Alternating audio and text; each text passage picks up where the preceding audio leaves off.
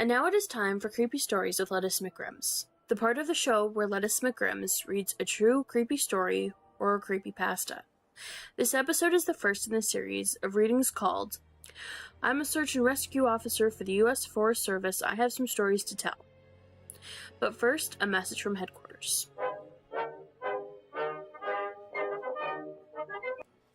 On my channel, I tend to stay away from the trending stories or repeated stories others have already read. This is because I tend to skip stories in a queue that I am listening to if I hear a repeated story, no matter who is reading it. However, there are two stories I have been dying to do. The Stairs series is one of them, with the other being that odd little Furby thing that keeps telling the kid to kill himself. That one is epic. And now we return to the best monthly winner of 2015. I'm a Search and Rescue Officer for the U.S. Forest Service. I have some stories to tell. Submitted by Search and Rescue Woods.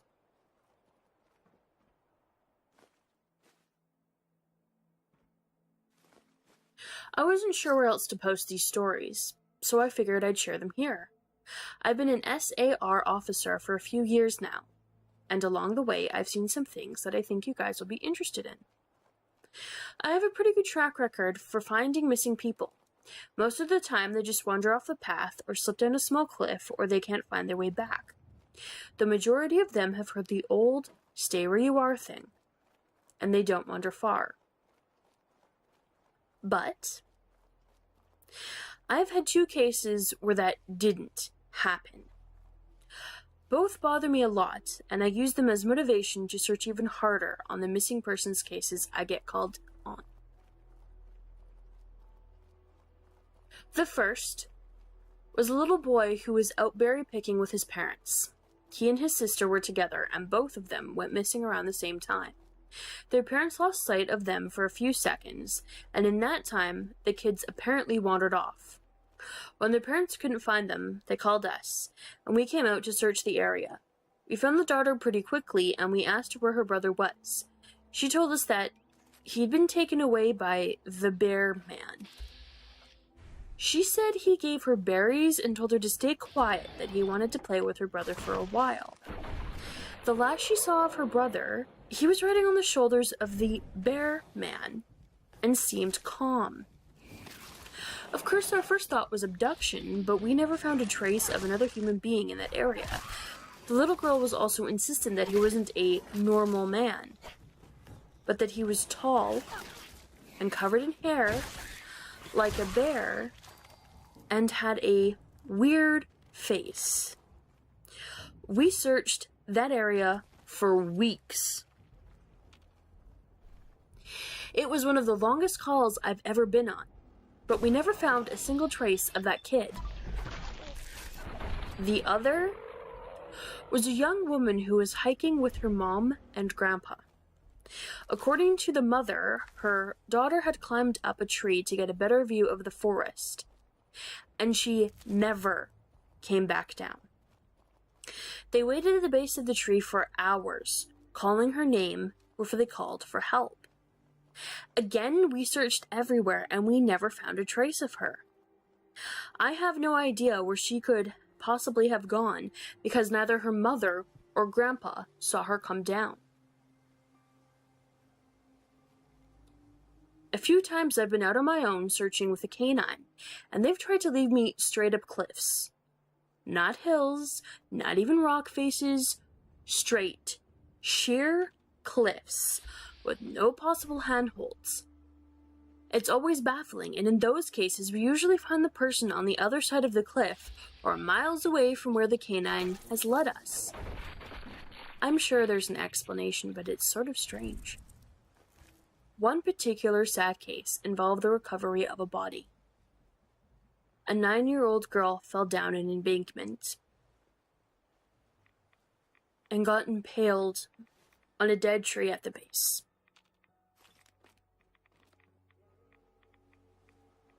It was a complete freak accident, but I'll never forget the sound her mother made when we told her what had happened. She saw the body bag being loaded into the ambulance and let out the most haunting, heartbroken wail I've ever heard. It was like her whole life was crashing down around her. And a part of her had died with her daughter. I heard from another SAR officer that she killed herself a few weeks after it happened. She couldn't live the loss of her daughter.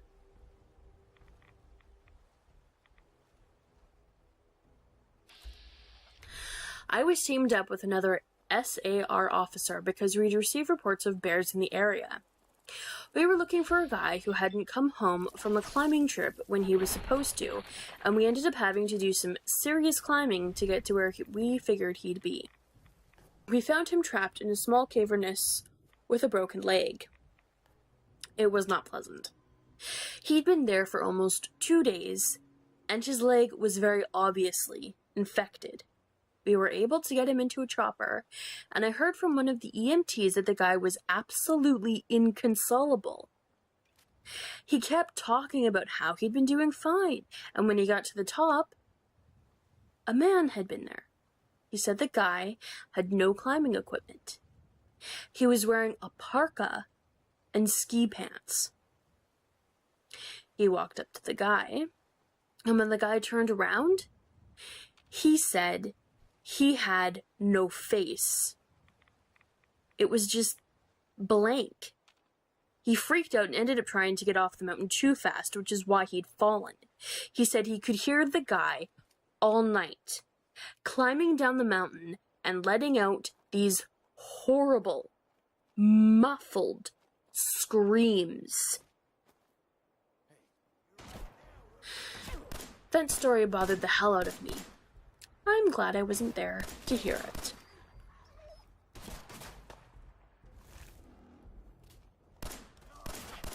One of the scariest things I've ever had happen to me involved the search for a young woman who'd gotten separated from her hiking group. We were out until late at night because the dogs had picked up her scent. When we found her, she was curled up under a large, rotted log.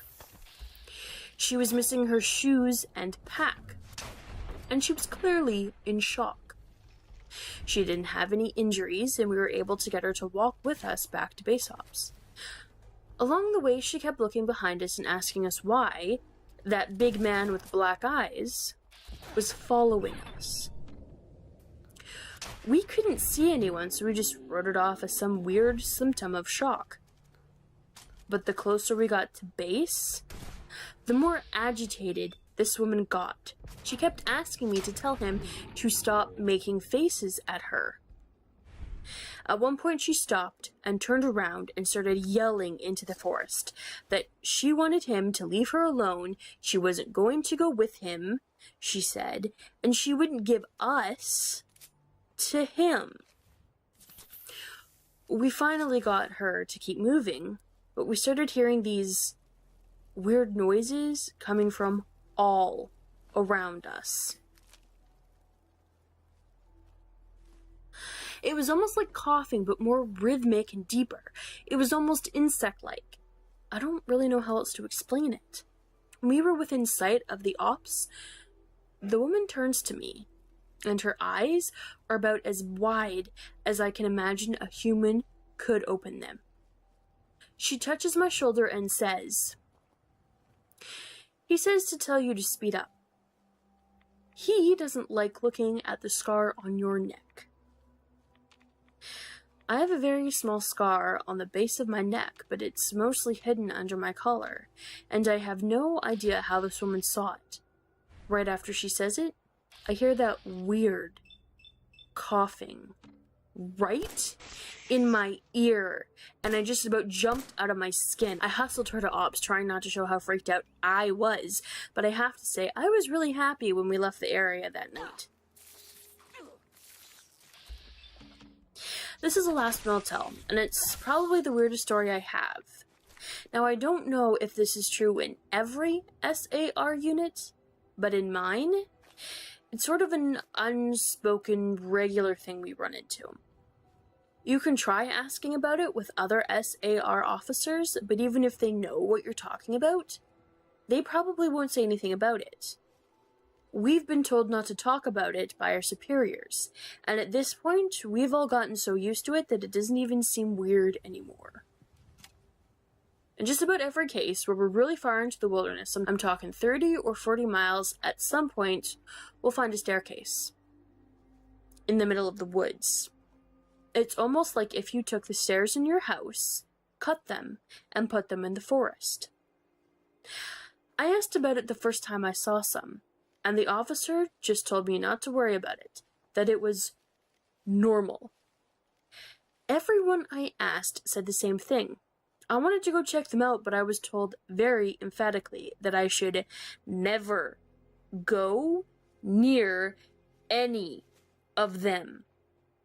I just sort of ignore them now when I run into them in the woods because it happens so frequently. I have a lot more stories, and I suppose if anyone's interested, I'll tell some of them tomorrow. If anyone has any theories about the stairs, or if you've seen them too, let me know. So I logged back on tonight and was blown away by the staggering amount of interest this seems to have generated. First off, I'll address a few things that you guys have brought up.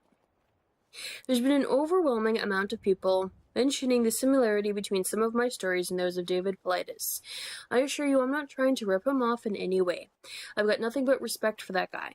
He's actually what inspired me to write this, because I can verify a lot of the things he talks about. We do have a lot of these strange missing person cases, and most of the time they aren't solved. Either that or we find them in strange places they have no business being. I personally haven't been on many calls like that, but I'll share a few that I've seen and a story my friend told me that relates to this. There was a lot of feedback about the stairs, so I'll touch on that briefly here, and I'll also include a story. They come in a variety of shapes, sizes, styles, and conditions. Some are pretty dilapidated, just ruins, but others are brand new. I saw one set that looked like they had come from a lighthouse. They were metal and spiral, almost old-fashioned. The stairs don't go up infinitively, or further than I can see, but some sets are taller than others. Like I said before, just imagine the stairs in your house as if someone had cut and pasted them in the middle of nowhere. I don't have any pictures. It's never really occurred to me to try again after the first time, and I don't really feel like risking my job over it. I'll try again in the future, but I can't really promise anything. A few people expressed confusion about the guy who ran into the man with no face. Just to clarify, when the climber ascended and reached the top of this peak, he saw another man in a parka and ski pants. This was the man with no face. Sorry about the confusing wording of that story. I'll try to avoid that in the future. Alright, on to the news stories. As far as missing persons go, I'll say about half the calls I get are related to that. The others are rescue calls. People who fall down the cliffs, hurt themselves, get injured by fire. You won't believe how many times this happens. Mostly the drunk kids. Get bitten or stung by animals or insects. We're a tight team, and we have veterans who are excellent at finding signs of lost people. That's what makes these cases, where we never find any trace of them, so frustrating. One in particular was upsetting for all of us, because we did find a trace of them. But it led to more questions than answers. An old man had been hiking alone on a well-established trail, but his wife called to say that he hadn't come home when he should have. Apparently he had a history of seizures, and she was worried that he hadn't taken his medication and had suffered one out on the trail. Before you ask, I have no idea why he thought it was okay to go out alone, or why she didn't go out with him. I don't ask about that kind of thing, because past a certain point, it really doesn't matter. Someone is missing, and it's my job to find. We went out in a standard search formation, and it wasn't long before one of our vets found signs that the guy had gone off the trail. We grouped up and followed him, spreading out in a fan to make sure we were covering as much ground as possible. Suddenly a call comes over the radio telling us to all head back to the vet's location, and we come right away, because this usually means the missing person is injured, and we need a full team to help them get out safely. We meet back up, and the vet is just standing on the base of a tree with his hands on the side of his head. I ask my buddy what's going on, and he points up to the branches of this tree. I almost couldn't believe what I was seeing. But there's a walking stick, dangling from the bench, at least 30 feet off the ground. The little strap thing on the handle has been looped around the branch, and it's just hanging there. There's no way the guy could have tossed it up that far. And we didn't see any other signs that he's still in the area. We call up the tree, but it's obvious no one's in it. We're all just sort of scratching our heads. We keep searching for the guy, but we never find him. We even bring our canines out, but they lose his scent long before this tree. Eventually, the search is called off because there are other calls we have to attend to, and past a certain point, there's not much we can do. The guy's wife called us every day for months, asking if we'd found her husband. And it was heartbreaking to hear her get more and more hopeless each time. I'm not sure why this call in particular was so upsetting, but I think it was just the sheer improbability of it. That and the questions that were raised. How the hell had this guy's cane ended up there? Did someone kill him and toss it up there as some sort of weird trophy? We did our best to find him, but it was almost like a taunt. We still talk about that one from time to time. Missing kids are the most heartbreaking. Doesn't matter what circumstance they go missing under, it's never easy, and we always dread the ones we find deceased. It's not common, but it happens. David Paulides talks a lot about kids CAR teams find in places they shouldn't be or couldn't be. I can honestly say I've heard about this kind of thing happening more than I've seen it, but I'll share one of the ones that I think about a lot that I witnessed personally. A mother and her 3 kids were out for a picnic in an area of the park that has a small lake. One is 6, one is 5, and the other is about 3. She's watching them all really closely, and according to her, she never lets them out of her sight at any time. She never saw anyone else in the area either, which is important. She packs her stuff up, and they start to head back out to the parking lot. Now, this lake is only about 2 miles into the woods, and it's on a very clearly established trail. It's almost impossible to get lost from the parking lot area to it unless you're deliberately going off the path like an imbecile. Her kids are walking in front of her when she hears what sounds like someone coming up the path behind her. She turns around, and in the 4 or so seconds she's not looking, her 5-year-old son vanishes. She figures he stepped off the trail to pee or something, and she asks her other 2 where he went. They both tell her that a big man with a scary face came out of the woods next to them, took the boy's hand, and led him into the trees. The 2 remaining kids don't get upset. In fact, she says later that it seems like they've been drugged. They're sort of spacey and fuzzy. So of course she freaks out, starts looking frantically in the area for her kid. She's screaming his name, and she says at one point she thinks she hears him answer her. Now obviously she can't go blindly running into the woods. She's got the other 2 kids. So she calls the police, and they send us out immediately. We respond, and we start the search for him. Over the course of the search, which spans miles, we never find a single trace of the kid. Canines can't pick up his scent, and we don't find any clothing or broken bushes or literally anything that would signify a child being there. Of course, there's a suspicion about the mother for a while, but it's pretty clear that she's completely destroyed by the whole thing. We look for the kid for weeks, with a lot of volunteer help. And unfortunately, the search peters out, and we have to move on. The volunteers keep searching, though, and one day we get a call on the radio telling us that a body has been found and needs to be recovered. They tell us the location, and none of us can believe it. We figure it has to be a different kid, but we go out there. About 15 miles from the site, he vanished. And sure enough, we find the body of the kid we've been looking for. I have been trying to figure out how this kid got where he did ever since we found him, and I've never come up with an answer. A volunteer just happened to be in the area because he figured he might as well look in places no one else would think to on the off chance the body had been dumped. He comes to the base of a tall, rocky slope, and halfway up he sees something. He looks through his binoculars, and sure enough, it's the body of a little boy, stuffed in a little opening in the rock.